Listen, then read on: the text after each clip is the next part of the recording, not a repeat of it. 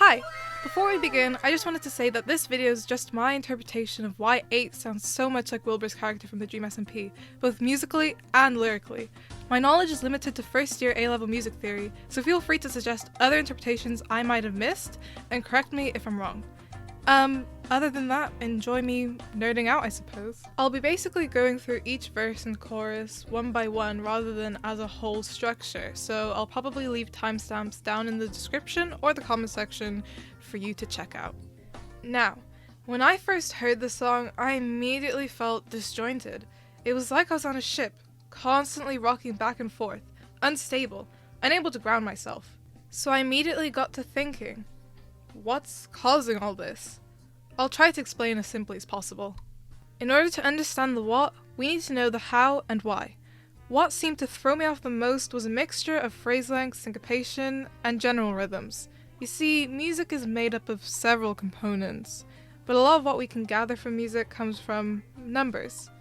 Music has a pulse, it's living, and a majority of people can feel that pulse through nodding your head, counting to the beat, or just grooving along to any song. Not only do we have a way of instinctually feeling this pulse, we also have a normality. This is something that we've been hearing forever. Ever since you were born, every song you've heard, you've internalized it. Because in Western music we've become so accustomed to having 4 bars in a phrase, listening to songs in 4/4, and having everything be on beat, whenever something isn't quote-unquote normal, it starts to feel a little unstable. Now, how does that relate to this song, you may ask? Well, according to my expert transcription and excellent ear for music, I have 100% confirmed that the phrases that we hear a lot tend to be in 3 bars. Now that's interesting because most songs tend to go for 4 bars in one phrase. Now, what is a phrase? A phrase is something that you can think of like a sentence in English, and maybe the bars could be clauses or words, whatever helps you understand. But the main point I'm trying to get across is that it may feel like something is missing somehow, or that we're sort of not exactly fully there. It's like you're walking and then you take a misstep, or suddenly something starts a bit too early. The reason why I think this relates to Wilbur's character is because I think if we were to take a moment in time of Wilbur's character's arc and place this song somewhere, it would probably be just around the time where he says, "Tommy, are we the bad guys?" I think in that scene you can particularly tell that Wilbur isn't himself anymore. The way he asks, the way he almost shakes is sort of unstable, like the phrase lengths. And this is further amplified by syncopation. Now, I don't want to bore you too much with music theory, but basically in music we have strong beats and weak beats. The strong beats are 1 and 3, and the weak beats are 2 and 4. These are the down beats and the up beats. Sometimes we call them stressed and unstressed, but that doesn't really matter. Anyways, syncopation is basically whenever you have them go on the weaker beats, or at least that's one way of simply putting it. Of course, I don't want to get too deep into it because there is more beyond that, but you know, just for the sake of the video, that's all I'll say. I want you to basically try and nod your head along to a song. Just pick any song that you like. Usually, and I don't know if you realize this, but you'll probably be nodding your head along to the first and third beat. That's because they're the strong beats. I can't really explain exactly why these are strong and why these are weak. I don't know much. I only do A-level music. If only I had a degree. That's unfortunate though. So that's the only way I can explain why, at least that's how I understand it. So I hope that helps you understand it. Great, so now we know this feels weird and it makes things weird, so then I feel weird and then we're all weird and everything's weird. But the way that they do this in the song is they emphasize the second beat in the first line of I remember by having the third bit of the triplet, which I don't need to explain, having a chord from the horns punch in. Basically what this does is it goes like pow, and it just emphasizes that beat, and that's how you can create syncopation, or at least it's one way. I mean, by doing this in the very first line, we don't even get a chance to really settle into the song, we just immediately feel all off. That's my first point about the first verse. Another thing that I thought I'd mention is the fact that we actually use horns. Those chords that come in are played, I think, with horns. It does sound like brass, but it sounds specifically like horns. And the reason why I bring this up is because in film music and other scores, we tend to use brass as a sort of heroic instrument. Usually the hero, the protagonist, whatever you want to call it, they have that thing, or they have the brass. However, with Wilbur, is he the hero? Is he really the protagonist?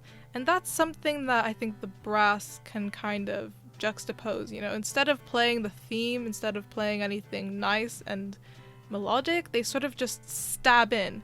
So in that sense, by having it be brass, which is supposed to be strong and heroic, it makes it feel like a punch, like this is punching me in the face. In the musical face, it is punching me right now. That is what the horns are saying. They're like, I'm here. In that sense, it can almost be like Wilbur's desperate to be heard. In this story, in this unfinished symphony, he's lost the plot. He has no control. By having it be in the brass that they're punching in these chords instead of something like a piano, which is a bit softer, it feels like he's really desperate to be heard. Also, I don't know if anyone notices this, but it's also quite an empty instrumentation going on in the background. Like, all we hear is one chord and then silence apart from the singing, and then another stabbing chord and then silence apart from the singing. It kind of feels empty. It's almost as if he's all alone, and even though Wilbur, at the time that I think this would take place, is with Tommy and Tubbo and Techno, he is all alone mentally, or at least that's how he might feel in his own mind. You know, he did lose the one thing that he cared about, the one thing he was protecting, and now he's lost himself. Now on to the lyrics. So I'm not going to go too in depth as in word for word because there are threads on Twitter which I'm sure you could probably find, but I will go over them just a bit. Now with the switch being flipped, we could obviously relate it to the button, but I think we could probably relate it to the other button, the one that was pressed whenever Eric ended up betraying them. I don't remember who did it. It was probably like Tommy or Tubbo who pressed that button. But I think that was the moment when, you know, he was just a kid who grew up.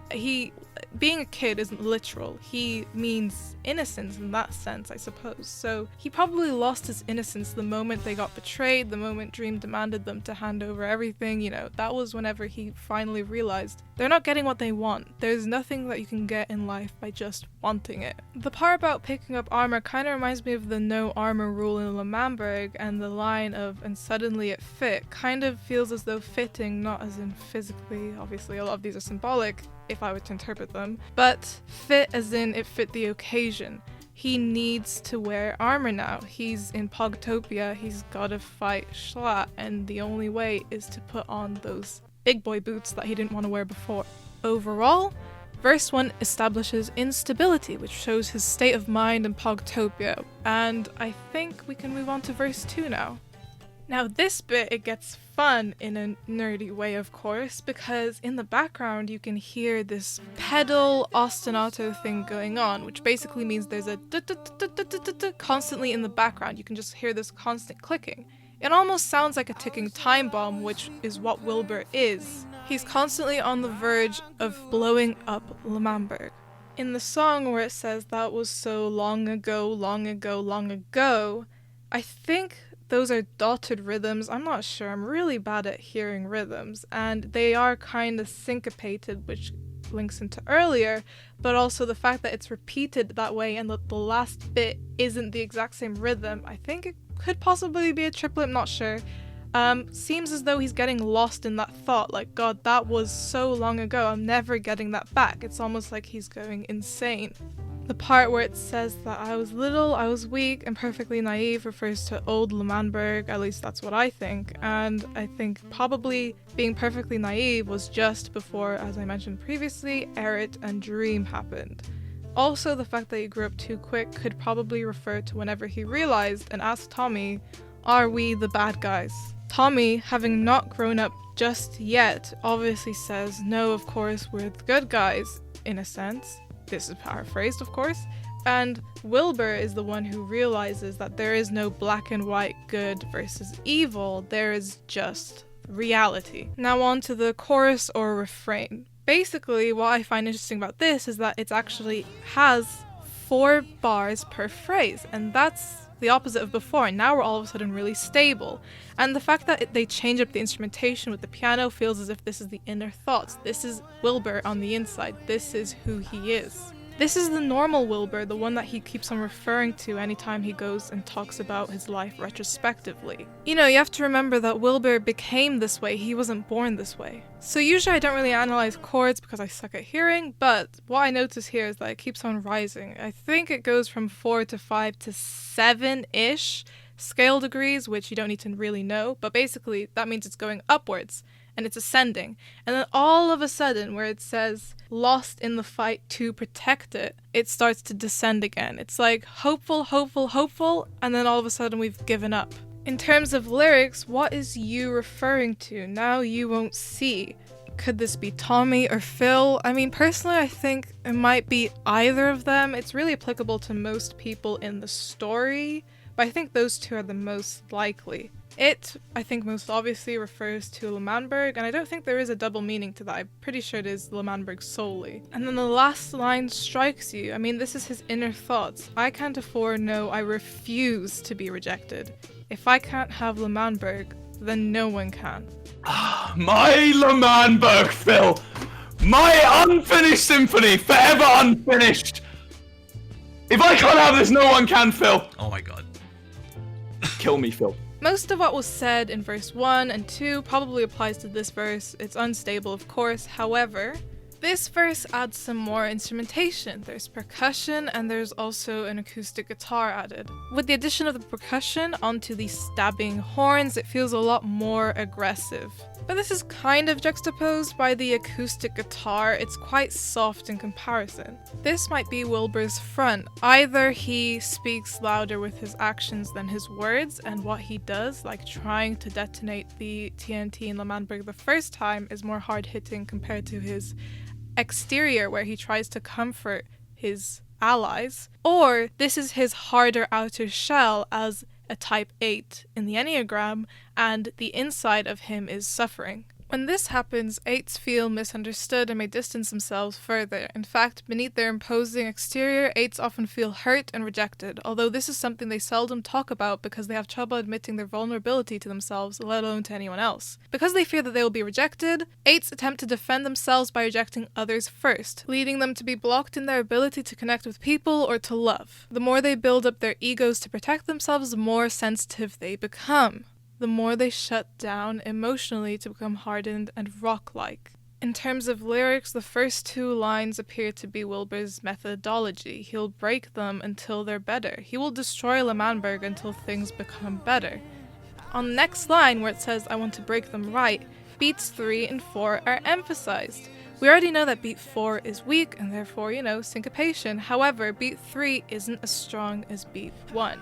This might demonstrate that Wilbur's trying to force something together. He's trying to force something to happen real hard. The fact that break is on the stronger beat while his right is on the weaker beat may suggest that he's blinded by his proneness to violence and that he's justifying it over righteousness, whereas in reality he's just breaking down. There is no justification. Again, repeating you were wrong, you were wrong, you were wrong seems even more like he's being driven to insanity. Who is he speaking to? I think that the you may refer to either himself or Tommy.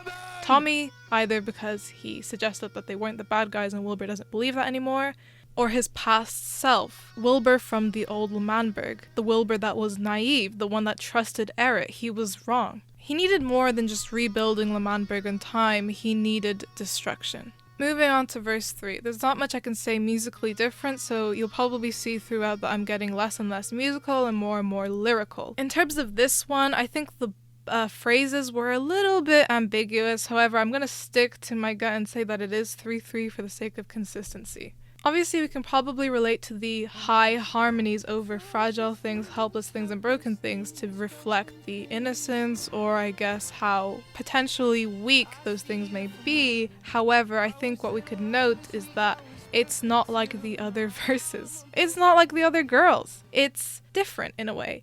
it kind of feels broken, that the melody is different, the way it flows is different, it's no longer the same, therefore it's broken. Also, I think the fact that there's a really long break before he says, I see the familiar, feels almost like he's struggling to accept it, like he's almost sighing.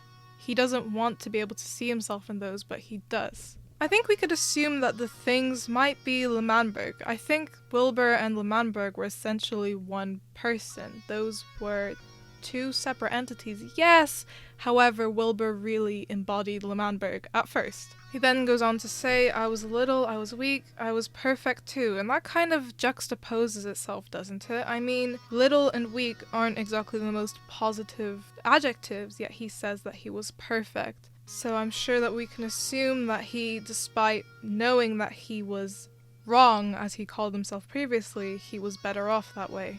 Where it says, now I'm a broken mirror, it's almost like he died when L'Manberg did. He became shattered. I mean, a mirror isn't exactly you, it's just a reflection. So not only is he a shadow of his former self, just a reflection, he's also a broken version of that reflection. He's completely fragmented beyond recognition. Now we're back to the chorus and stability again, and where it says, I can't let you see, I think it uses falsetto, and that part feels particularly emphasized, the fact that he used the word let. So there's two things to infer from that. Either this is by choice or this is not by choice. So it's either I'm choosing not to allow you to see it because I can't let you do that, I'd get myself hurt, or he has no choice. If he's doing it because he can't in order to save himself, is that by choice? Therefore, it feels as though Wilbur has been forced into the situation, which he was. He was cowed into a corner by Jaishla. And after saying that he's a broken mirror, he still goes back to 4-4. Wilbur, or the old Wilbur, is still there deep down inside. He's just completely buried beneath the rubble and the ruins of L'Manberg, or Manberg as it's known during that time, even before he exploded it. Another obvious thing to point out is that head voice and falsetto can feel quite emotional, so obviously this feels like he's sort of breaking, but I think that that's best left unsaid. I think a lot of people could probably infer that without me pointing it out, but just in case you couldn't, here it is. Further down where he says, I can't let you in, the can't feels helpless, and I think the you in this moment might be Tommy rather than himself. Of course, here's the interpretation for if it was himself, in which case he can't let himself back out rather than in. I know that's kind of inverted, but he can't let his true self come out. However, I think it means Tommy. Tommy kept trying to talk sense into him by saying, no, we're not the bad guys, blah blah blah, please don't blow up L'Manberg, that would be terrible. And yet he can't do that for him. I'm labeling the next parts as chorus part 2 and chorus part 3 because of the same phrase lengths and all that jazz. However, this has a bit more instrumentation. It's much less stripped back just because it does add these strings. So in chorus part 2 of part 2, is kind of confusing I suppose, where it says, all I want is to trust you, I tried to think of who you might be. I think it could be Phil, Tommy, or like Fundy or something. I just think this one is pretty self-explanatory and that's all I could really offer for that chorus. Whereas in part 3 of chorus 2, where he uses the word you, that's probably his former self. The sword is like some kind of defense mechanism despite being an offensive weapon, and he cannot let his former self come out, otherwise he'll be defenseless. Now this one I labeled as verse 1 2.0, and it made me cry when I heard it. Yep, I'm dramatic, I listen to songs and I cry instantly just based on how, I don't know, how good it is or whatever. Here I am, pry me open, what do you want to know? I'm just a kid. That's the first phrase, which is 3 bars long like the first one. Now here's why I think I cried. First of all, I know I didn't mention it for the other chorus, but I thought I'd include it here since it makes more sense, is that there was a little crescendo, which means that it was getting a bit louder, and there was also added instrumentation with the percussion, and it was like kind of gradually picking up the pace. I think the reason why this one feels a bit more profound is because it sounds basically identical to the first one. I know like verses will tend to sound the same or similar, but there's something about this one that I think is almost exactly the same. Maybe it's the triplets on the first line, maybe it's the fact that it's the same rhythm, maybe it's the fact that it's like nothing much has changed from the very first verse, but something about it feels reminiscent of the first one to a T. What's different about this one is perspective. Here I am, pry me open. What do you want to know? I'm just a kid. I feel as though that is Wilbur. Not Wilbur as in Poctopia. That's the real Wilbur that he's been hiding deep down all inside. I mean, the instrumentation even strips back. It uses the same strings and piano as they used during the choruses or refrains. All of a sudden, we don't have that stabbing, defensive, type 8 Wilbur. We have him before he lost the plot after being thrown out of Manberg. I mean, the fact that it's all held back and stripped back of instruments just feels so much more vulnerable that it's almost obvious that this is the vulnerable Wilbur that he's been trying to hide.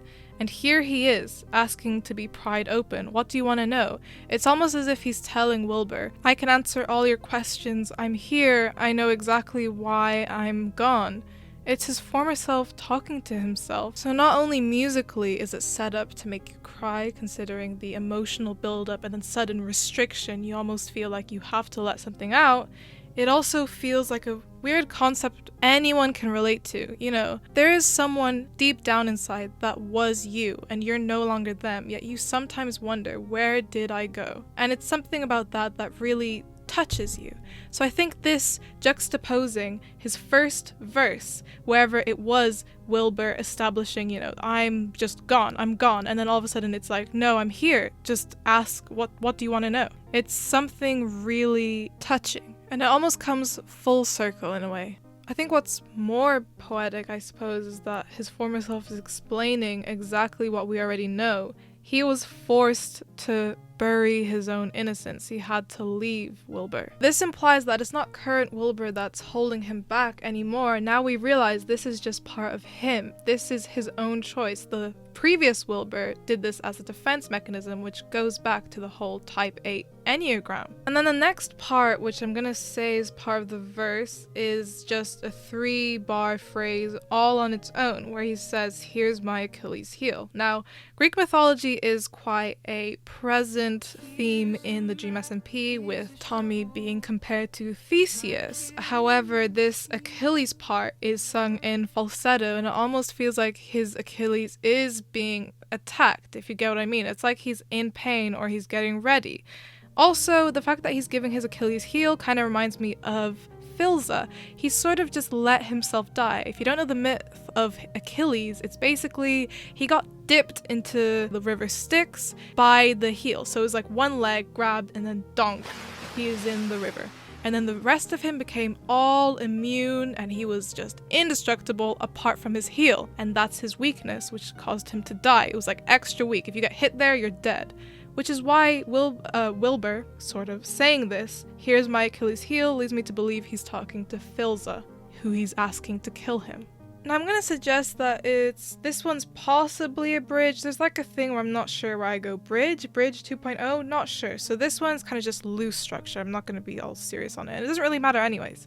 So in this section, he's basically at the mercy of Philza as established before, where he says, I am strong, I am strong, I am strong enough. Before I said this was insanity, but now this feels like pleading. He's begging to be either strong, he's trying to believe it, or he's just begging Philza to end him. He's ready and he's capable of death. And then there's this huge crescendo, and obviously songs do this for a climax. However, this part particularly really works well because in this section he says, I'll shake the ground with all my might, I will pull my heart to the surface. He's so sure of himself. But what's also really important is the fact that he says he'll pull my whole heart. It's almost like, well, wasn't that what you're trying to hide in the first place? Well, in this case, it seems like the next chorus kind of explains that, where he says, for the innocent, for the vulnerable, I'll show up on the front lines with a purpose.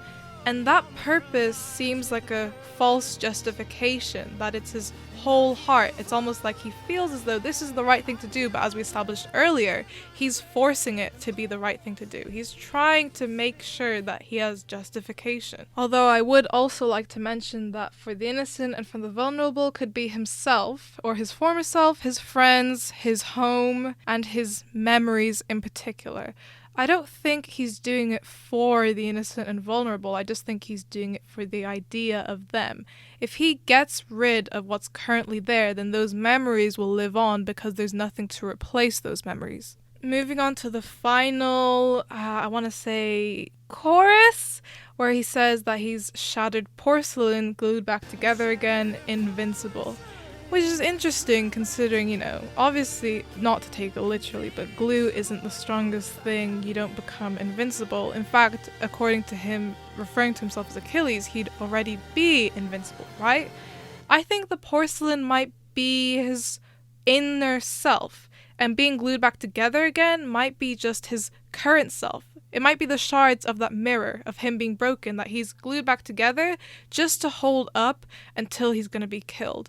It almost feels like some kind of high that people are on before they know that they're gonna die, as dark as that may sound. Whenever he says invincible like I've never been, it feels like a complete illusion. He's delusional. He's nowhere near invincible. In fact, Wilbur, no offense, may be one of the weakest people at the time, especially during the war. He had no real power and influence, and everyone was completely wary of him and his seeming insanity. Now, this illusion is further amplified by the fact that the cadence, so a cadence is basically like the ending of a phrase, and there's one big cadence at the end of every song where it's like, this is the final chord. This cadence goes from, I believe, 6 to 7, so it's rising, it's ascending. Usually cadences will end in 5 or 1. 5 being an imperfect cadence, but just so that you can move on to the next bit and continue the song, and 1 in order to end the song. So the fact that it ends in neither just feels even more like what is happening, and also the fact that it doesn't end on the tonic means that it's unfinished.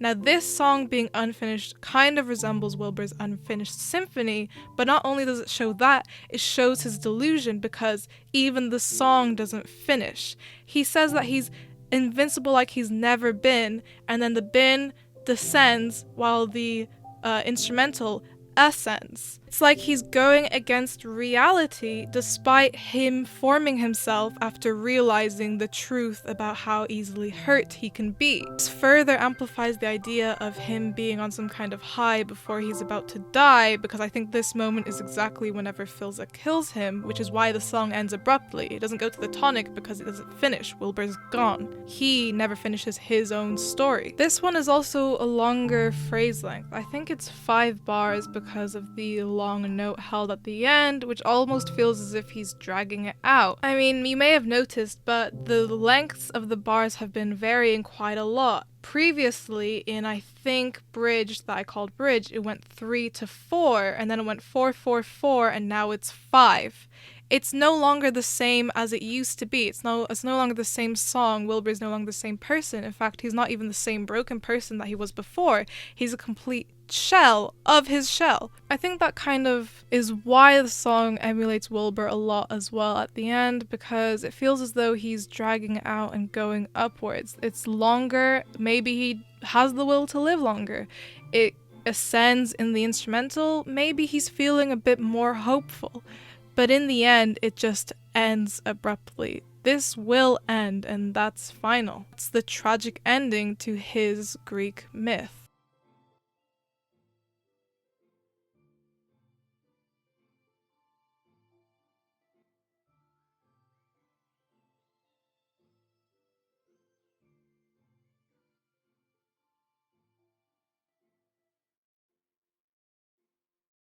Hello to anyone who stayed till the end. Thank you so much. This is my first time uploading something on YouTube and I'm really nervous, and also I just feel like being a nerd today. This is not how I usually am. I'm usually more like not serious, but I just decided to do something that I'm really passionate about, which is music, and just relate it to this topic because I was lurking on Twitch and I saw Wilbur be like, hey, I would like to see a breakdown and analysis, and I saw no one was really talking about the actual music, so I hope I was able to bring something new to conversation. But yeah, so thank you so much for watching, and I hope you enjoyed listening to some random 16-year-old ramble about some nerdy topic that no one cares about. Thanks. And that's just a theory, a music theory.